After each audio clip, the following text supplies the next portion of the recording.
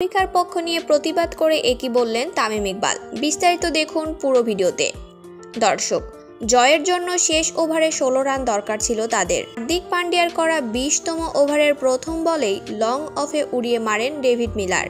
সীমানা দড়ির কাছে অসাধারণ দক্ষতায় সূর্যকুমার যাদব সেটিকে তালুবন্দী করেন, কিন্তু সেই আউট নিয়ে সংশয় দূর হয়নি, যা নিয়ে সামাজিক মাধ্যমে চলছে জোর বিতর্ক।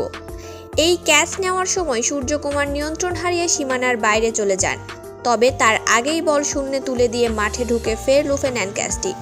পরে রিপ্লে পরীক্ষা করে সেটিকে আউট বলে সিদ্ধান্ত দেন টিভি আম্পায়ার রিচার্ড কেটেলবরো।